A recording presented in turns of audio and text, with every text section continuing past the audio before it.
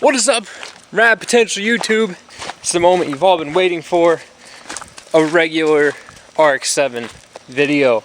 So, I want to apologize for a little hiatus of like one video a week for the last 2 weeks, but I do want to thank the few of you guys that watched the video about the bikes. So, if you couldn't tell from that video, if you do go watch it, like the past month, I've just been cranking over here, you know, so like I'll work in the shop once it gets dark and then work over here, and then, you know, obviously we got the new car, which that video is dropping tomorrow, and then, or not tomorrow, yeah, it's tomorrow when you're seeing this, but it's not tomorrow to me right now. Anyways, so that one's dropping in the next video is the new car, and that's kind of a different genre of video than what my normal vlog stuff is. Same with the bikes. So I do want to say I appreciate the guys that did watch it and have watched it up to now. Me and Justin had a really good time, and I enjoy riding this stuff, even though it's not quite the focus of the YouTube channel. So back to what we do here. Now, a couple issues that I've been having. One, I don't have keys for this car. Adler took them. Haven't been able to get them back here because I've been traveling on the weekends, and I just haven't gotten them here. So it's just that I haven't touched it. As you see, it's accumulated junk on the top of it. Two, I've been working on a dirt bike because I'm selling it so I can get some cool stuff for the channel. It's the one that was in here, and I've just been doing that in the basement, which is awesome. And three, I don't have keys for that car, so I haven't been able to get started. So sorry, Adler, I'm pushing your car out. This one's going back in because that 12A I stacked up like 3 weeks ago. Well, I need to just get that guy's car done. I mean, he's sitting there waiting on it. I just got to put it together. So I'm going to go ahead and get that put together. We're putting this one outside, and we're going to get cranking on that. So, unfortunately, the 1984 RX7 Rat's Nest Delete video has to wait a while longer because, well, I haven't been able to test the stuff that I've done to delete the Rat's Nest on this car, and I don't have the keys to start it. So, and you know, you might just be like, well, why don't you just hotwire it or jump start it or whatever? It's like, you know, I could, but that's like effort, and then I'd have to undo it because eventually Adler's going to want this to start on a key and not like some sketchy push button, and you know the drill. So I'm going to clean this off. The tires all hold air, the brakes work. We're going to roll it down to the little pull off down here. Then I'm going to push that car over here, push it in the shop, and we're going to dress up that 12A real quick, and then hopefully stab it in the car. And if we don't get it stabbed in the car, at least we got the two cars moved around. I do have to as well. I'm going to redo the exhaust on this car, so I may start on that a little bit tonight as well. But main goal right now, get these cars switched out. It is a little late. I did work a little longer than normal today at the day job, so I got home a little bit later. But nonetheless, let's get this out of here and that in there. So I don't know if you want to see this. I think I'm just going to magically do this one. So right about now. Oh, wait. Whoa! There it is. Alright. The car's in here. It's right there. Up on jack stands already. Got the fan running because it is hot. Okay, next thing's next. This is the engine. We've got the in-play checked. Everything's cleaned, ready for the oil pan and front cover and the pickup tube. However, I do need to clean the front cover yet and respray paint it, and then clean the oil pan and repaint it. So that's what I'm going to do tonight. Unfortunately, I'm not going to be able to put this video up before I put the Corvette video up. And I think I'm going to call it a night early tonight so I can get that video out for you yesterday. And then tomorrow I'll get this in the car, and that'll be the video you're seeing right now.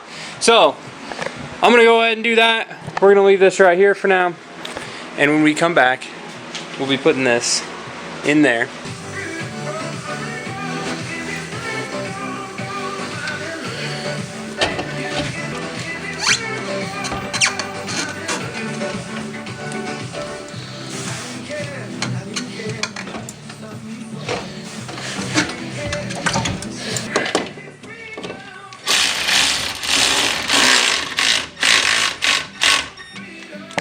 Woo! Engine's in! Look at that pretty thing chilling down in there now. Bells and bolts, tighten everything up. I'm gonna do that next week. So, I'm gonna put this engine hoist away. I'm gonna unbolt this chain off here. We don't need that anymore. And then we're gonna talk about the potential car I might sell. So, let me get my chain put up.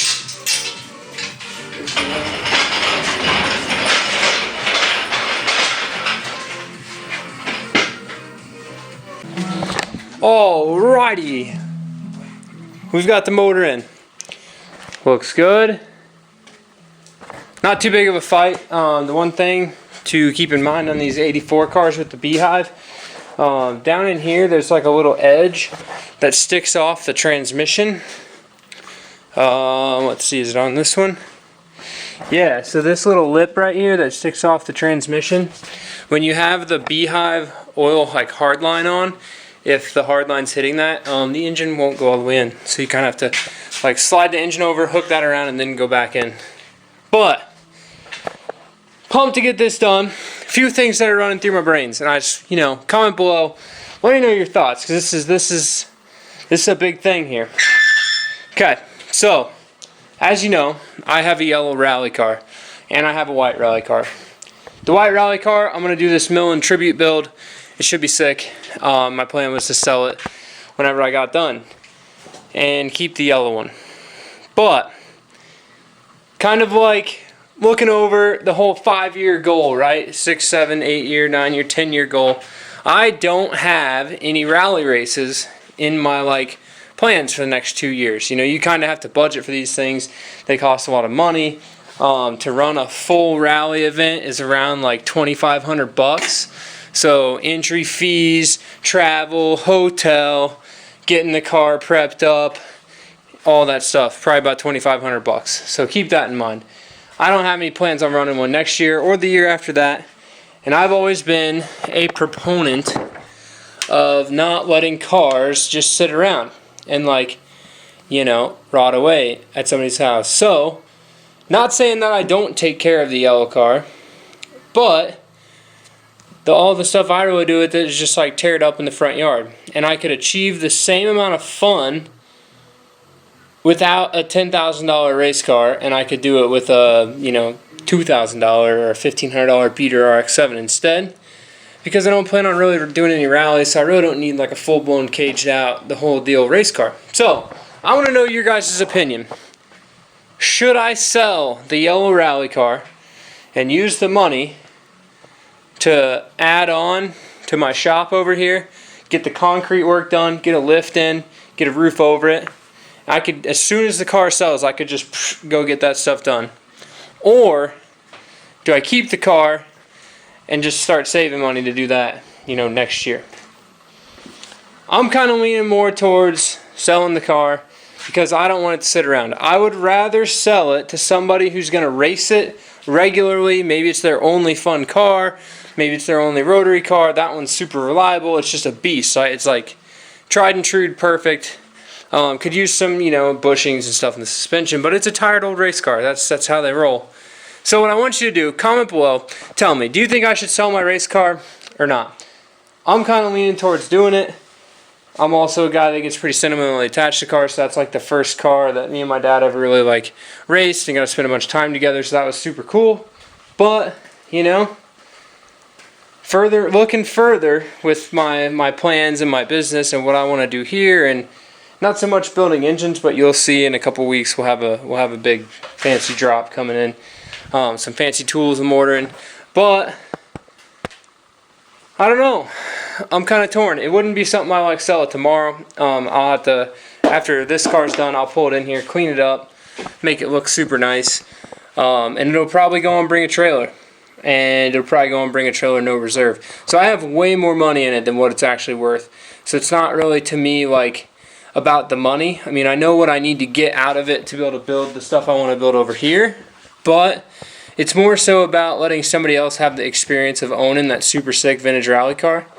I have been in contact with the original owners and the guys who like built the car in the 90s, their family, and his son may buy it from me. So that would be kind of a cool story, but I don't know. I'm a little torn. I still kind of would rather sell it and see somebody use it than me sit on it because I'm sentimentally attached to it. You know, I have other cars. Can always build another rally car. It's not too hard to find chassis and to just build one from the ground up. I mean, I got motors and stuff, so it's not too big of a deal. But comment below, let me know your thoughts. Apologize for this video not being super crazy active. We did make a car disappear and reappear in the shop and put an engine in, so I think we got some stuff done. I didn't really film any of it because, like, y'all see me put an engine into RX7s all the time. That's pretty much what we do around here. So, yeah. Scroll back if you want to see engine installs. And for now, that baby's in there. Let me know if I should sell my race car. Or if you want to buy it, make me a good offer. And I would love to sell it to somebody who I can follow where it is and maybe in 10 years buy it back. So, thanks for watching. Keep it rad. We'll see you next time.